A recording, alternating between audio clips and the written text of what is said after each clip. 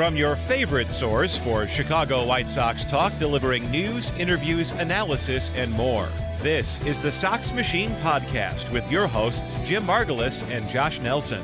Thanks, Rob, and welcome to a new episode of the Sox Machine podcast. I'm your host, Josh Nelson. As we are recording this podcast, Jim is at home in Nashville.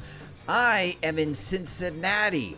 So this is a remote podcast episode as we get prepared for our hashtag 1080 road trip, co-hosted along with our friends from the 108 in Cincinnati this weekend as the Chicago White Sox come into town to face the Cincinnati Reds. We're going to preview that series and talk about the event that we're going to be hosting this weekend.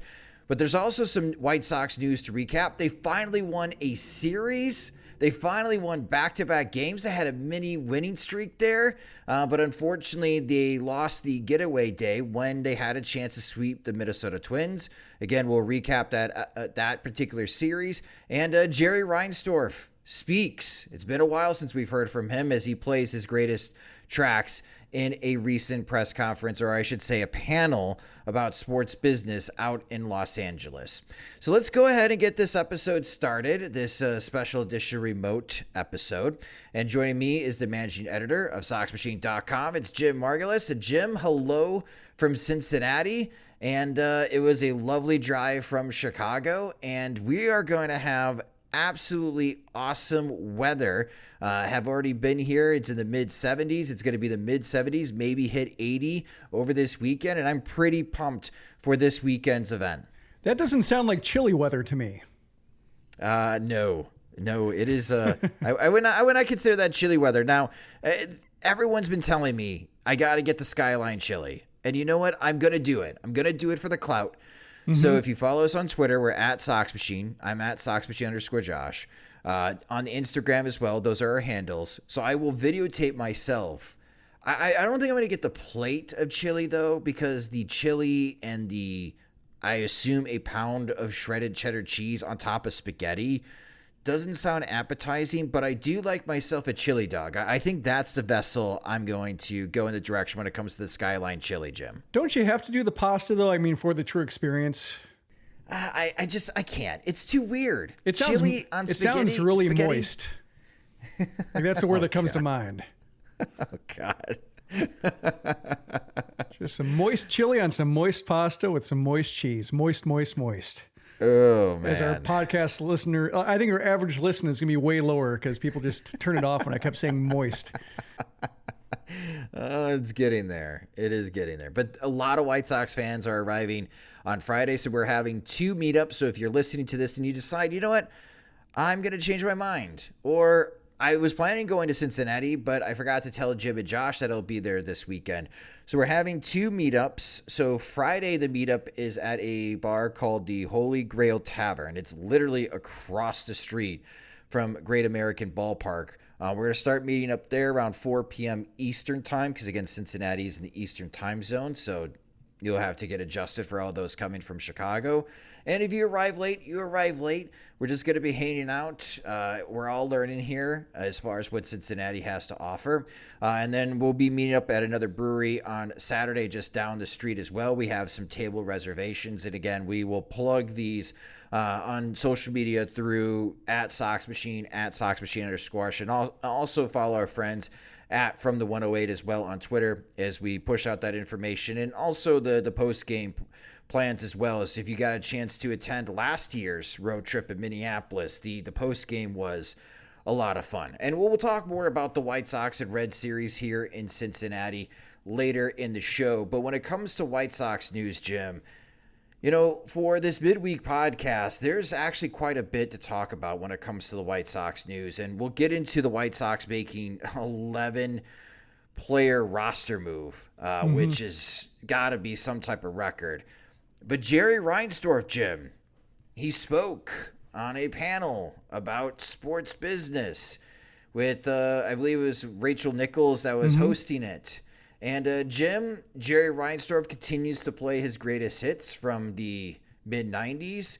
And I don't think it was a good idea for him to bring up those greatest hits. Yeah, I mean, when it comes to Jerry Reinsdorf, on one hand, you should say, speak more. We don't hear from him much, even if it's not very flattering or reflects on him and the organization poorly to speak. Like, it's good to know exactly what you're dealing with. Good to know nothing has changed. For instance, with the David Sampson podcast a few years ago, where he talked about how Jerry Reinsdorf said that the best thing to do is finish in second because you tease your fans, but you don't actually have expectations of doing more and spending more. And his spokesman, Reinsdorf's spokesman, said, he doesn't recall saying that. And he has an unquenchable thirst for championships. And if you're not, like, the second place is the first loser, which struck my ear funny. Turns out it was a No Fear t-shirt. Like, I reflexively said, that sounds like a No Fear t-shirt. Then I found one on eBay. Sure enough, No Fear t-shirt from, 1990s. So, when Reinsdorf speaks and he says something very similar, which is like, second and third and fourth place can be a successful season, it does render the party line just meaningless, which is, it's good to know that you can't necessarily trust what the White Sox are saying, what anybody around him is saying, like when it comes to speaking for Jerry Reinsdorf. So on one hand, good that he said that, good that we generally have a sense of how he operates and that hasn't changed. On the other hand, like, speaking, if I were speaking from the perspective of the organization, it did not help. And it was very small too. Like, I believe he was the only representative of a major 4 sports franchise, right? I think the rest were soccer and WNBA, I think. And, it would seem like, the stage, was not, necessarily like a great place for him to be in terms of like, oh, he's rubbing elbows with, peers. Like, they're smaller operations he's talking with. And then, like, he just goes about looking very small, talking about how, talking about like a $42 million second baseman who's hitting 202 or something like that, and complaining about, or saying like, that we made a killing with cable rights and now we're not anymore. And it's like, well, if you're making a killing cable rights, how come that money didn't go in the team? It was a stage, like, it didn't seem like he should have spoke on it. Like, there was no reason to, in terms of clout, in terms of reputation, in terms of standing. Like, he wasn't there with the Yankees and the Red Sox and the Dodgers and the Lakers, or the pinnacle of other leagues, the Cowboys, etc., to where, like, the White Sox are peers with the Dallas Cowboys. Like, they were all smaller operations and the White Sox are definitely the biggest, and Reinsdorf acted very small. So I don't get why he did it. It certainly didn't reflect well on him or the organization, but at least we know the deal. He's 87 years old. I'm sure he got flattered to be invited to talk about the business of sports. And when he talks about the business of sports, it can be enlightening. Again, he's owned a major franchise since 1981 with the Chicago White Sox. A few years later, buys the Chicago Bulls. I'm sure he's got good stories, but the one thing that caught my attention is when he talks about how he doesn't want to make any money. Like, that's not his big driver in being a professional sports owner. He wants to win. Just wait 5 minutes and Jerry Reinsdorf's going to contradict himself after he says that. No matter what future events that he does, when he talks about all I want to do is just win, that's technically true, I guess, to a point, Jerry. The reality is you want to win on your terms, and no one really pushes him back, because if I was moderating that, I would have asked Jerry the $100 million contracts.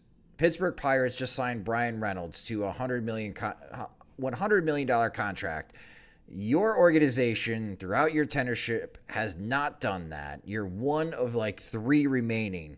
Why is that the case? Well, why are you so reluctant from spending the top dollar on the premium talent? And push back a little bit. But Rachel Nichols is not going to do that. I don't think any panel is going to do that, because if you push Jerry Reinsdorf at all, he probably never speaks to you again. I'm sure there'll never be a 30 for 30 on Jerry Reinsdorf after what transpired with the Last Dance documentary about the Chicago Bulls. So if you had hope that Jerry Reinsdorf is paying attention to what's happening with this baseball team, being at 10-22, and thinking he's going to snap out of it and rain hellfire on Kenny Williams and Rick Hahn's desk and maybe forces one of those guys out and makes a dramatic change or a turn of events on how this franchise is operated.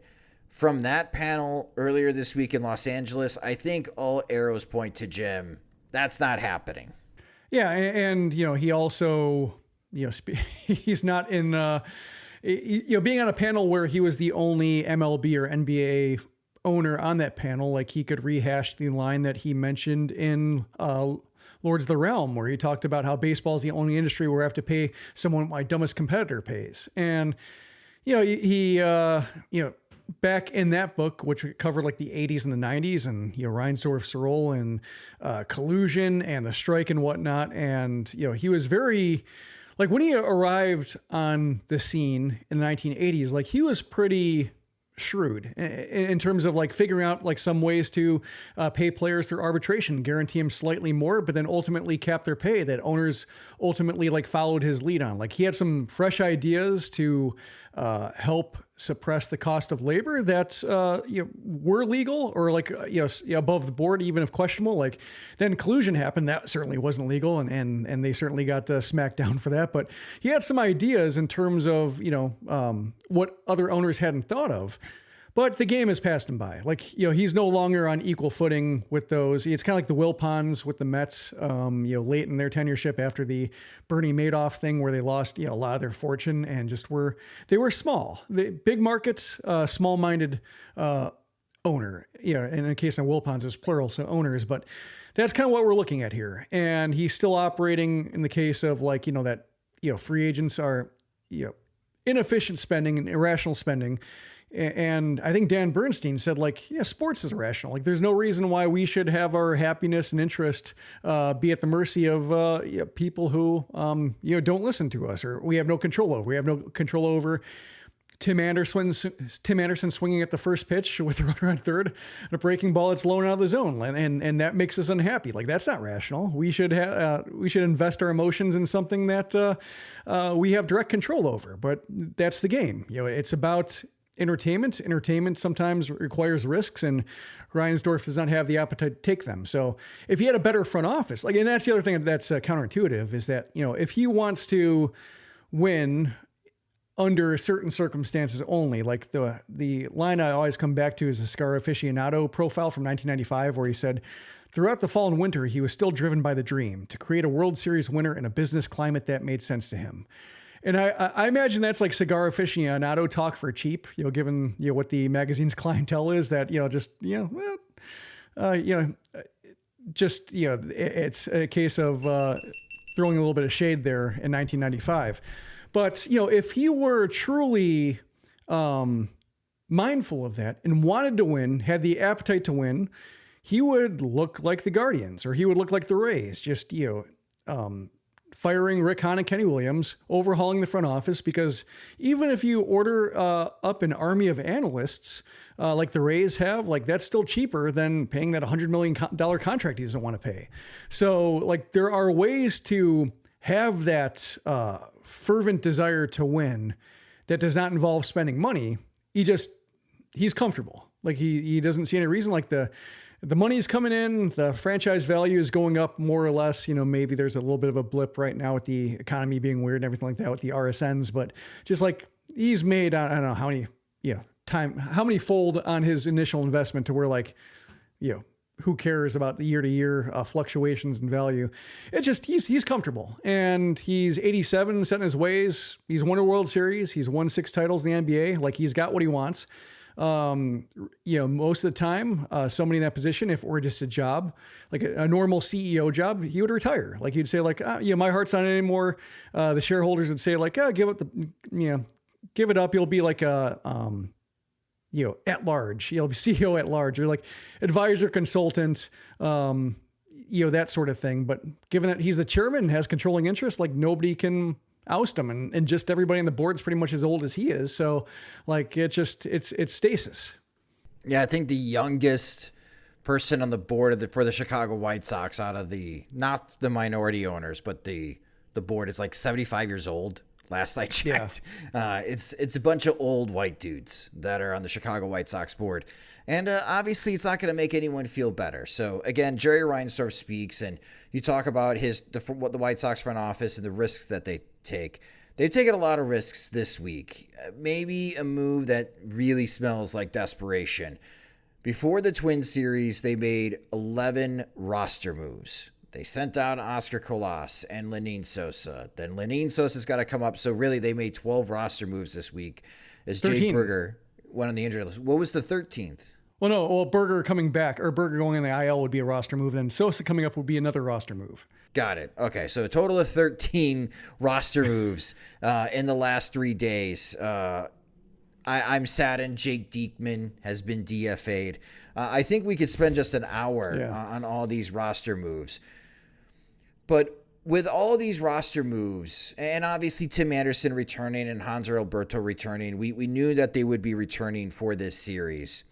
None is standing out as far as providing an immediate impact and a little bit of curiosity on how Pedro Grifol is managing his job, Jim, than Billy Hamilton. And I think Billy Hamilton showed in the White Sox loss on Thursday.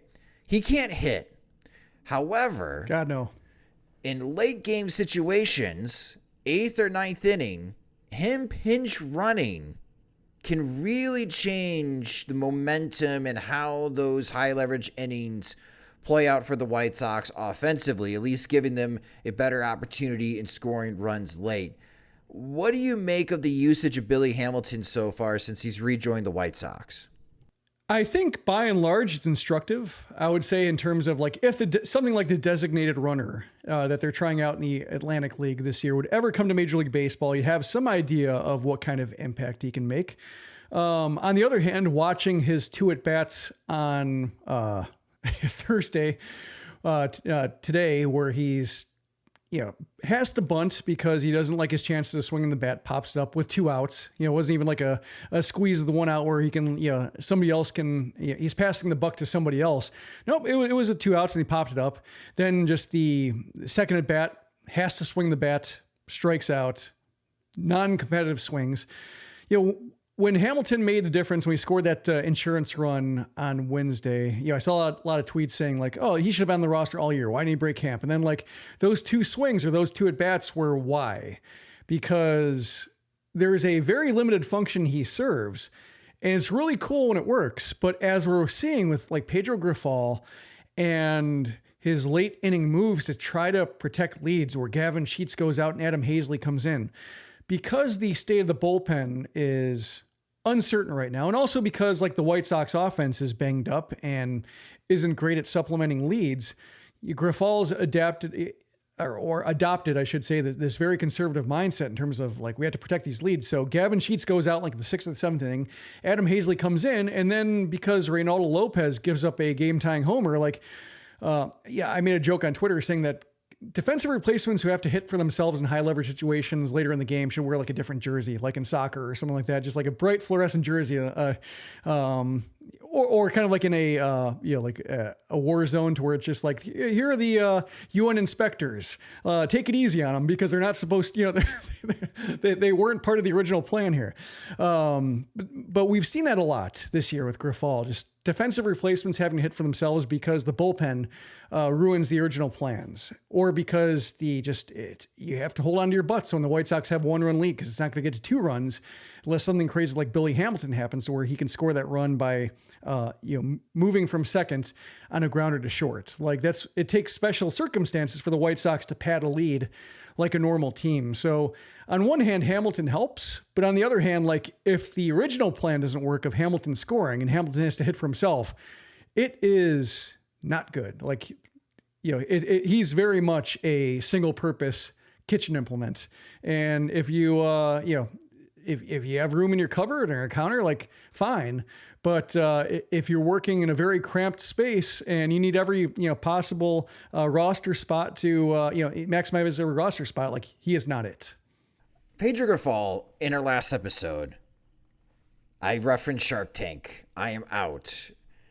In this series against the Minnesota Twins, Jim, he reminds me of a little league coach that must play everyone on the bench, or he will hear it from those players' parents, and he does not want to hear it from those players' parents. So he must play every position player, every game. And that's the way it feels. Like, I think multiple times in this series, he either emptied out his bench or almost emptied out the bench. Maybe Sebi Zavala was the last bench player that he had. I'm glad you bring up the Gavin Sheets example. I think he's pulling Gavin Sheets way too early for defensive replacements. And the reason is that because Grifol, bless his heart, trusts this White Sox bullpen way too much.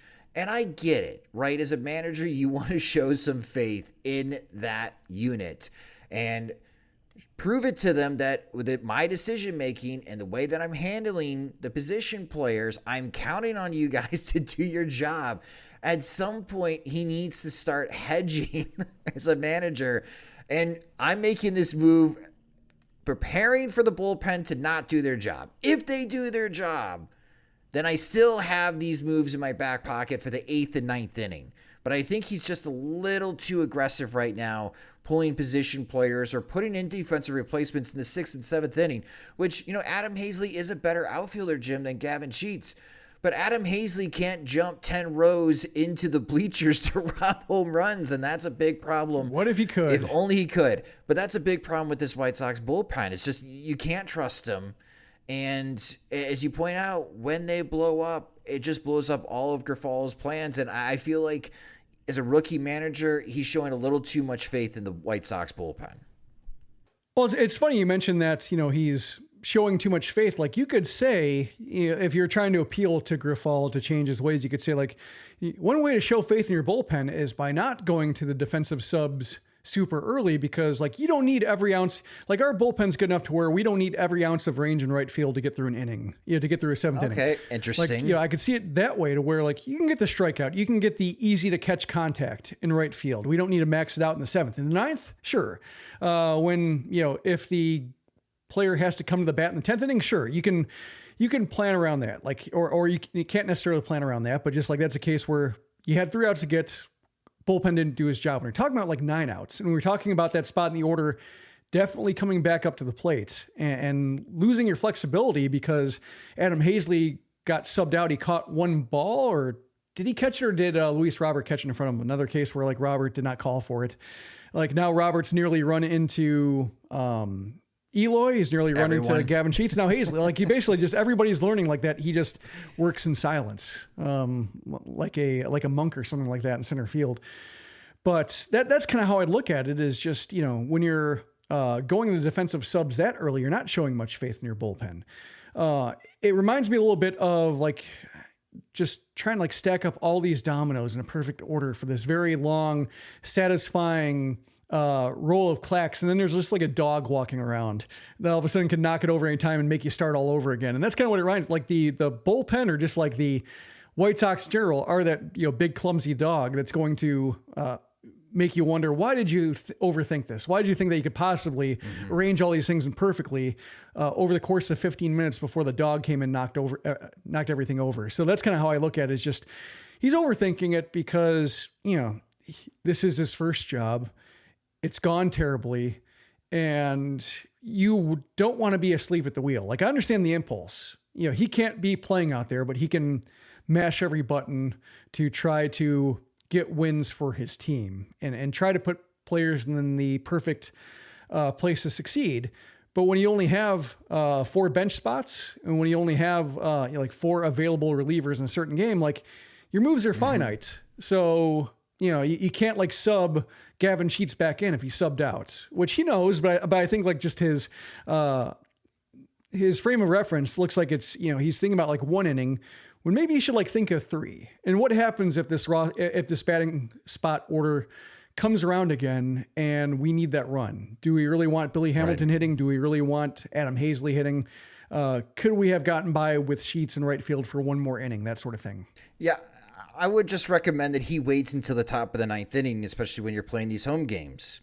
Wait until then. We've seen Ozzie do this when Ozzie managed and had the defensive replacements come in.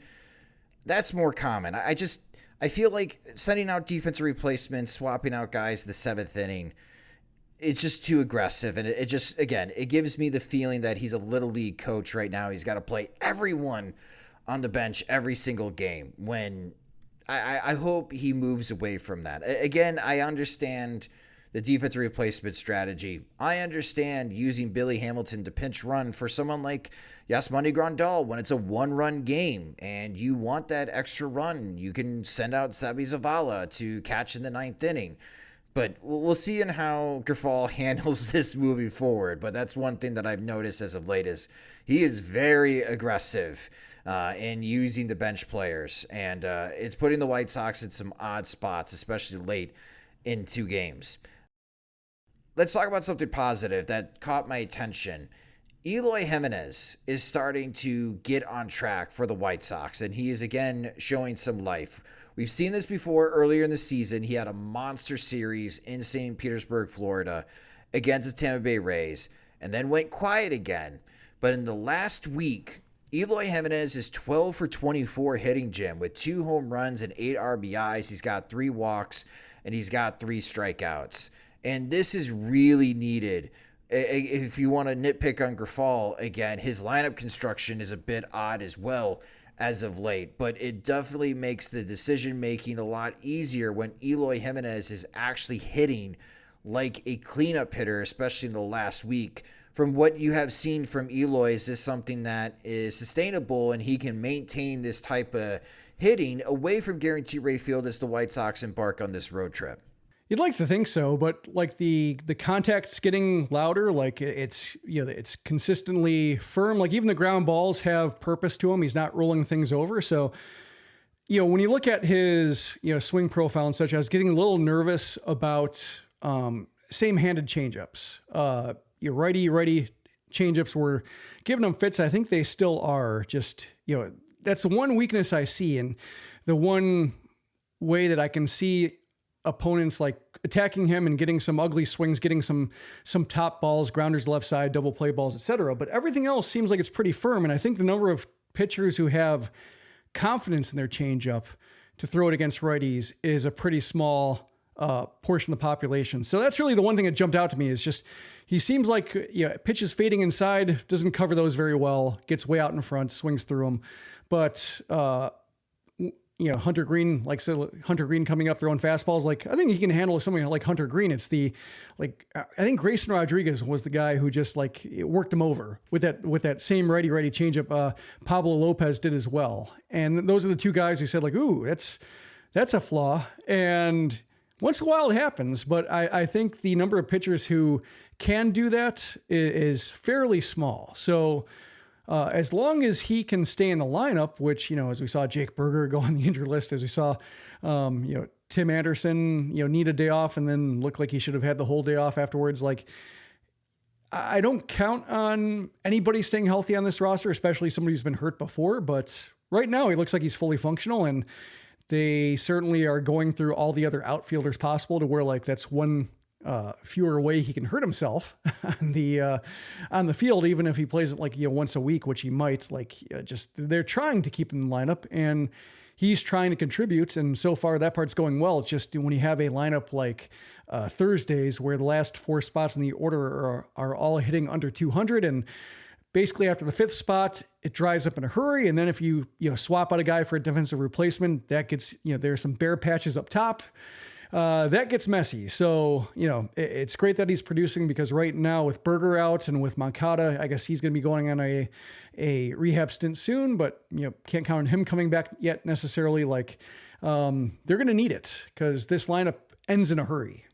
Yeah, with the Yohan Moncada news, he could be joining Liam Hendriks in Gwinnett, Georgia, as the Charlotte Knights face the Gwinnett Stripers. And obviously the White Sox got terrific news that Liam Hendriks had his press conference, and he talked about his process beating cancer, and now his process of returning to the White Sox. So back again to the White Sox bullpen. Help could be coming.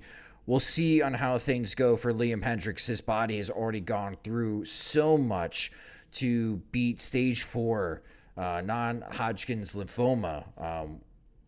That's already a great ordeal. Let's see on how long it takes for Liam Hendriks to get back into playing shape and rejoin the Chicago White Sox. On the offensive front, Andrew Vaughn's having a good week as well. He's 7 for 21 with 2 homers, 5 walks, and 6 strikeouts for Andrew Vaughn. On the pitching side, 2 pitchers that I want to talk about real quick here on the starting front. Okay. Dylan Cease and Lucas Giolito. Dylan Cease is really struggling at home, Jim. Now it's 4 starts at home to start the season for Dylan Cease. It's a 5.85 ERA at Guaranteed Rate Field. And this is odd because in his entire career before this season, he's been very good at Guaranteed Rate Field. He was very good at Guaranteed Rate Field last year in 18 starts with like a 2.3 ERA. And in his 4 starts, he's averaging 5 innings per start, just 20 innings pitched. That's not good enough. 22 strikeouts is okay, but 16 walks. So this is a concern and just how poorly Dylan Cease is pitching at home. Lucas Giolito is the opposite. Now 3 starts at Guaranteed Rate Field after going 7 innings on Thursday against the Minnesota Twins. Giolito's got a 1.37 ERA at home, 19.2 innings pitched, so he has 1 fewer out in 1 fewer start than Dylan Cease. Just 10 hits allowed and 4 walks, so only 14 base runners have reached in 19 2/3 innings at home. And Giolito's got 20 strikeouts, and again, with that low ERA, he's only allowed 3 earned runs. And I also bring his stats up because Mark Feinstead of MLB.com, after the month of April, ran his MLB executive survey. And Lucas Giolito got the most votes from other MLB executives on the player most likely to be traded before the deadline. So with the way they've been pitching at home and to start this season, I had a feeling that Lucas Giolito was going to step up his game, but I still believe that Dylan Cease could be one of the Cy Young contenders in the American League. Any idea on what is working for Giolito and what's not working for Cease, Jim, especially at home? Well, Giolito, I think the slider has stepped up. The fastball velocity, maybe isn't what it was when it was like, 94, 95 with the spin rate that he had, which was, sticky stuff did play a part in it. But also, the extra tick in velocity helps too, because that corresponds with spin rate. So, he's now like 93, 94, but he's consistently there. It's not like fluctuating down to like 90, 91, and all of a sudden like he needs to try to slider his way out of an inning and the changeup doesn't work. The fastball has stabilized, so that gives him like a good, reliable base to work with. And then like he can mix it up depending on like whether he's facing more righties or lefties. And he showed the ability. Like the Twins did bring righties to the lineup. They did try to cancel out that changeup by having more righties, even though they'd probably play more lefties normally with a right-handed starter. And then he went to the slider. He threw that like 3 times as often as he threw his changeup, and that pitch really worked. So, the power is there on a reliable basis. He knows what he's working with.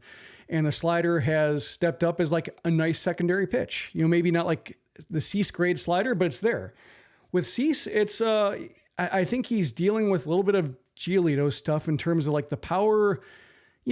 You normally say like 96, 97 on fastball is good, but like, sometimes he'd be able to hit 98, 99. So like the fastball isn't maxed out yet. And, the weather's been a little bit, on the chillier side and such. So like a lot of guys have been dealing with down velocity, but when it comes to the slider, he's throwing it as often as he did before.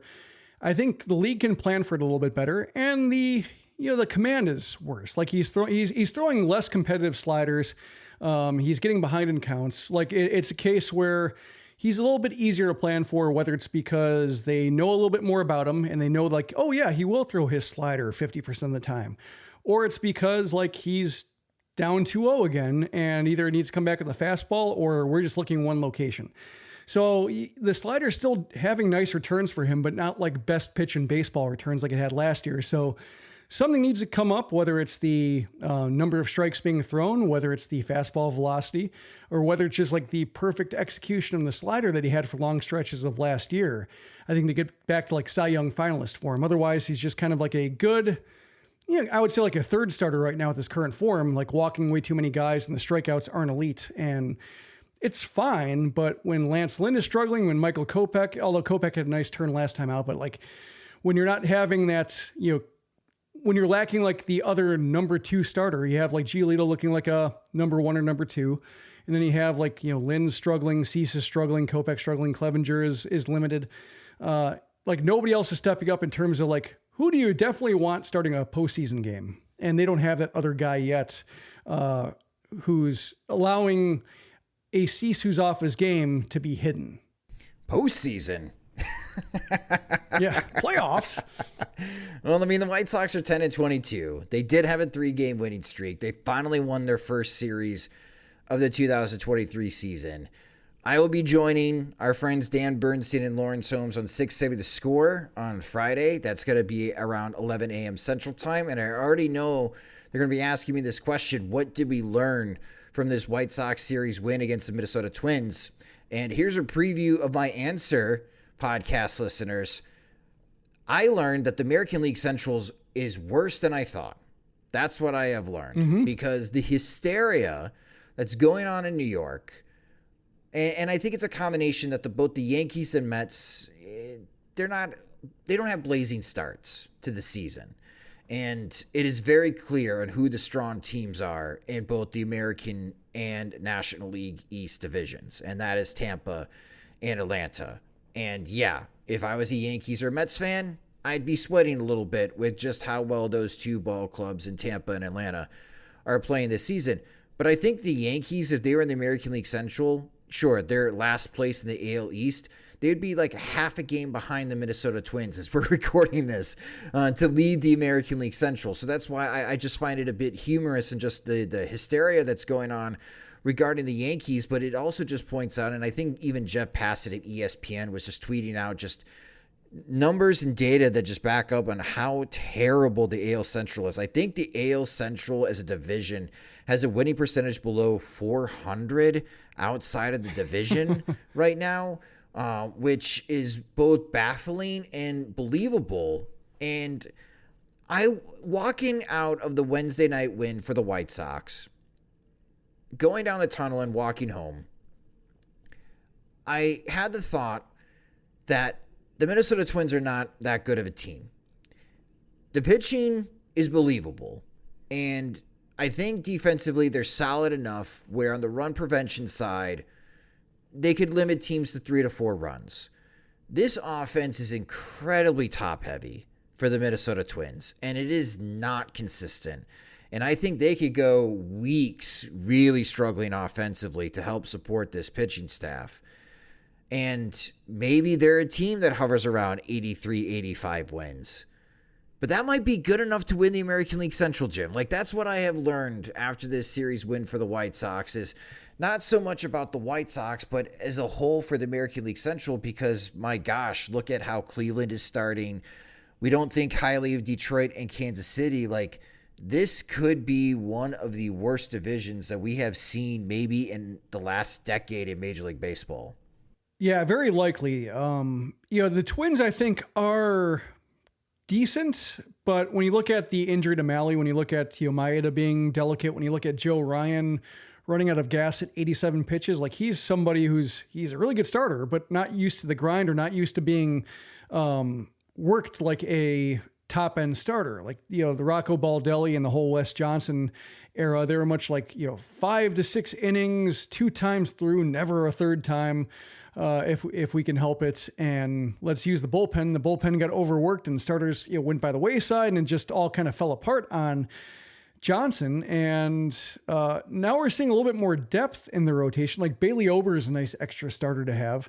Louis Varland looked like a nice extra starter, like in the Davis Martin role of filling in when you need it. Like those are good guys to have around. Like that's solid depth. But when it comes to like the top end stuff, carrying a team, papering over some deficiencies, like I'm not convinced that they can hold up over a long season, because Malley got hurt last year and he got hurt this year. And, Maeda's had Tommy John surgery and the other starters have, nobody's really come close to like 170, 180 innings. Sonny Gray has done it before, but he's also had some ups and downs when it comes to availability. So, I know what their strength is right now at the rotation. It's just, can they maintain that strength, because they haven't before.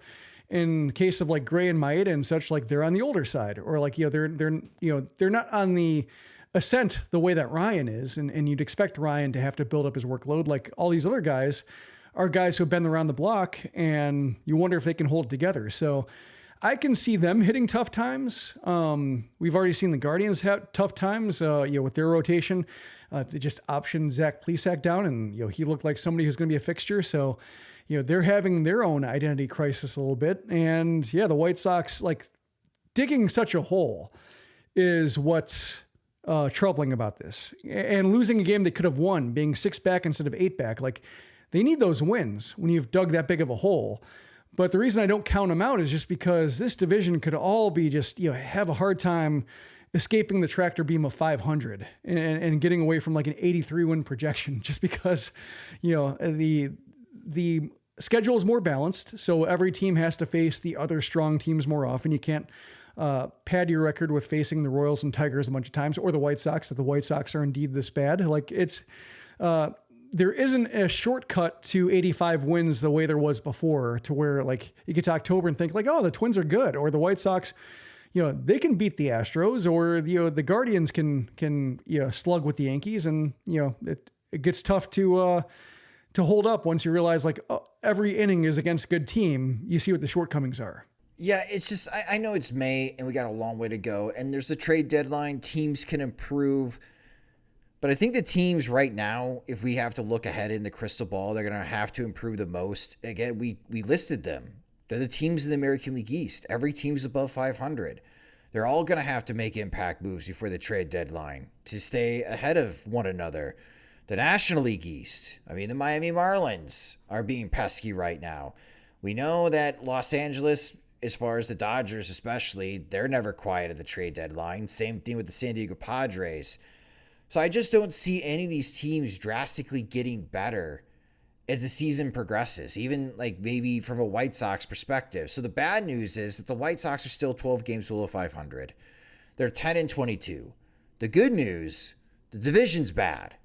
It's a lot worse than what we thought. So while we, before the season, kind of mocked the projections being like 85 wins to win the American League Central, there's just no way. Someone will get to 90, 92. It's no. None of these teams are 90-win teams. So maybe that's where the White Sox miracle happens, is that they win the American League Central with an 83-79 record and get swept in the playoffs. Maybe that's the best case scenario we could look at right now. Yeah, or it's like the 1994 AL West all over again. Oh, yeah. What was Texas, like 7 games below 500 before the strike happened? 10 it was games. Bad. 10 games below 500. They're 52-62. Oh, Lord. Oh, Lord. All right, Jim and I are going to take a quick break here for a word from our sponsors. But coming after the break, let's talk about the White Sox next series in Cincinnati, as we'll be here in Cincinnati to watch them face the Reds. Next on the Sox Machine podcast. Welcome back to the Sox Machine podcast. Again, Jim and I will be here in Cincinnati along with our friends from the 108, Chirizi, Beefloaf, My Sox Summer, and it's looking like at least another 150 White Sox fans that will be meeting up with us, especially for the Friday and Saturday games. If you're watching on TV or if you got game tickets for the games, we will be in section 108. Or if you got game,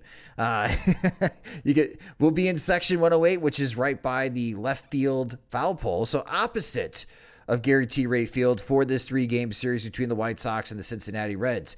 The Cincinnati Reds, they're 13-8 coming into this series. They are 9-6 at home, though. They play much better at home than they do on the road. They lost their last game, but in their last 10 games, the Reds are 6-4.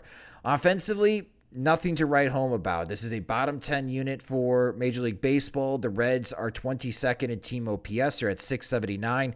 They're in the bottom 3, though, when it comes to team home runs. They've had just 21 home runs this year in 31 games. And because of that low home run total, they rank 27th in Major League Baseball in team slugging at 357. So not a lot of power from the Cincinnati Reds lineup. On the pitching side, it's a tale of two stories here for the Cincinnati Reds. Their staff ERA is about 5. It's at 4.98, which is 25th in Major League Baseball. On the starting front, the starting rotation for the Reds staff ERA is 5.91. Now, that's 28th in Major League Baseball. The bullpen is more than 2 runs better than the starters. The bullpen is a 3.79 ERA to start the season. That is 14th in Major League Baseball. So the White Sox here, that's already one big storyline. Can they score against the Reds starting rotation? And the probable pitchers for this series, you're going to have Lance Lynn take the ball on Friday night. For the Chicagoans, this first pitch is going to be at 5:40 p.m. Central Time, 6:40 p.m. Eastern Time. Hunter Green is going to make the start for the Cincinnati Reds, which is going to be great to be in attendance for, Jim, because Green is one of the up-and-comers in Major League Baseball. Saturday, again, another 5:40 p.m. Central Time, 6:40 p.m.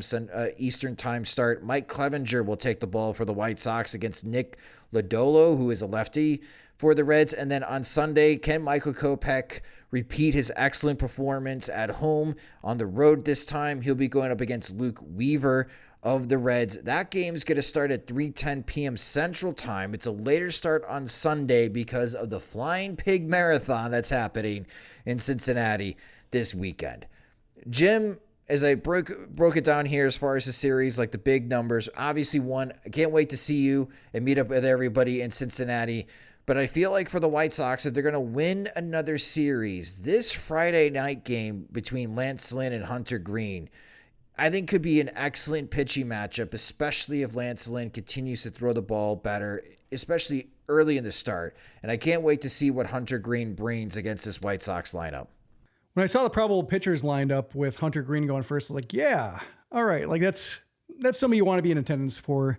Even with the White Sox shell, I'm like, great, we're in attendance for the White Sox offense doing well. But if Hunter Green happens to look awesome, you just hope that Lance Lynn keeps it close and you still feel like you got your money's worth. So as a baseball fan, I'm looking forward to that. But yeah, I was looking at the splits, and the Cincinnati Reds rotation has given up the second most hits while pitching the second fewest innings. Like that's just, Hunter Green's good. The rest of the rotation, eminently gettable. They're allowing a 3.11 average. That is the highest. Like that's even worse than Oakland. Like it's hard to be worse than Oakland in any one category this year, but Cincinnati is worse than Oakland in that department. Like they're okay at suppressing homers. That's why they're not getting absolutely crushed. But they're kind of middle of the pack in terms of home runs, but hits, yeah. The White Sox offense this should be like a good test for like Lenyn Sosa if he plays, or just the bottom of the order in general. Elvis Andres, like the guys who've been scuffling to get some reps against guys who might not be more meaningfully advanced than they are. Like, Lodolo's trying to stick, so he's kind of like Sosa, like they're kind of peers in that regard. So I'm looking forward to seeing that because, as you mentioned, and as we've talked about before, though, the White Sox offense does not hit relievers well. And Cincinnati actually has like a decent bullpen. It's just a matter of like how many innings they've had to cover because the rotation's been so bad. So like, I guess one of the takeaways I should say from the Minnesota series, like hitting Jorge Lopez, that was cool. Like Lopez came into the series looking untouchable, and the White Sox touched him. So if there's regression to be had by Reds relievers, like the way Lopez, couldn't go the entire season without allowing a run, perhaps that's a case where the White Sox can help that out a little bit. But really, the work has to be done in the first 4 innings, I think, Green aside, in order for us to feel any better about this team once they leave Cincinnati. Yeah, because if this becomes a battle of bullpens late, you got to have more faith in the Reds bullpen than the White Sox bullpen right now. Even though they've been better. Like the White Sox, that's kind of what's frustrating about this series is like they could have swept, and if they did sweep, like we would have felt a little bit better about the bullpen, certainly. Like Lambert got straightened out.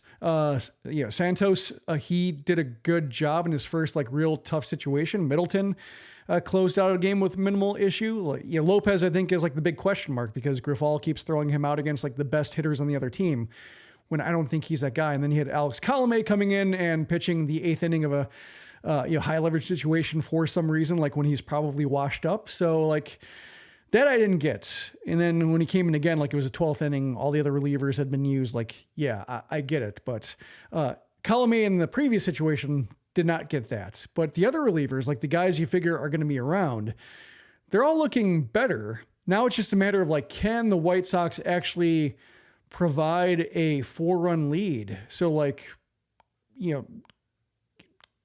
Keenan Middleton doesn't have to pitch and Jimmy Lambert doesn't have to pitch every day. Like they can go to their low leverage guys. They can go to Sammy Peralta. They can go to Colomé, whoever's in Colomé's spot, to get through an inning or two. Like just they've played so many tight games that the relievers are good, but then they get overexposed or they get, they get run down a little bit, or a team sees them 3 days in a row and just like, they're not as special anymore. So here's hoping that, the White Sox can build a lead to where Grifol can ease up. He can breathe a little bit. He doesn't have to go for every possible substitution, and they take it easy on the guy.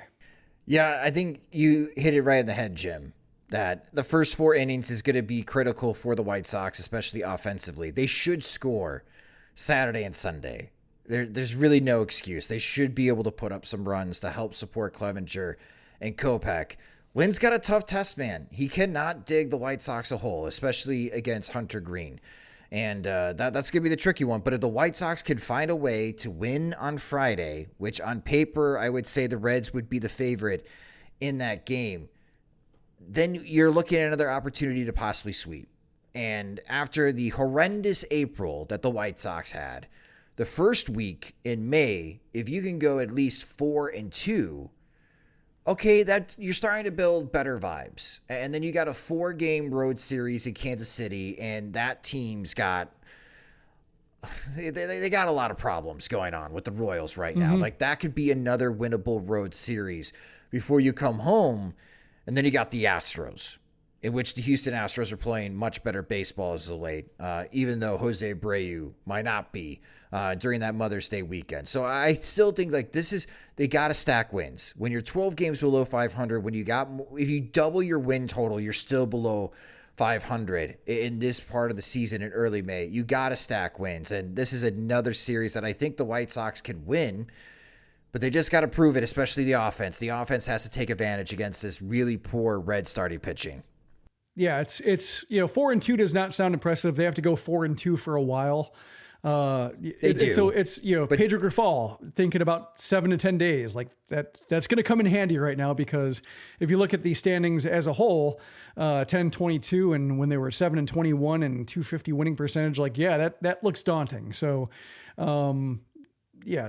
4-2 is fine. You had to put the blinders on, I think, in order to not get depressed, but that's the situation. Yeah, I got to start building positive vibes somewhere. And I know at least for White Sox fans, there's going to be a lot of positive vibes as we all hang out this weekend in Cincinnati. So for those that are making the trip, that listen to the podcast, maybe as you're flying to Cincinnati or you're driving out to Cincinnati, thank you guys so much for listening to this episode. As this will conclude this episode of the Sox Machine podcast. Jim, can't wait to see you in Cincinnati and can't wait to see everybody this weekend for the White Sox and Red series. Again, follow us on our social media accounts for the latest updates as far as the pregame and postgame meetups. We're at Sox Machine. You can follow me at SoxMachine_Josh for both our Twitter and Instagram accounts as well. If you're not able to make it, and this is the first time you discover the Sox Machine podcast, you can listen to the Sox Machine podcast wherever you listen to podcasts, such as Spotify and Apple Music. We also upload all of our podcast episodes into our YouTube channel, which please subscribe at youtube.com/SoxMachine. If you enjoy our work and want more, you can get more by becoming a Patreon supporter at patreon.com/SoxMachine, where our Patreon supporters get exclusive content. They get ad-free versions of both the podcast and website. And when we have new Sox Machine swag in the Sox Machine store, the first ones to receive it. Monthly plans start at $2, or you can save with an annual subscription. Again, sign up at patreon.com/SoxMachine. The Sox Machine podcast is a production of SoxMachine.com, your home for all things Chicago White Sox baseball and part of the Blue Wire Podcast Network. Alongside Jim Margulis, I'm Josh Nelson. Thanks for listening and watching.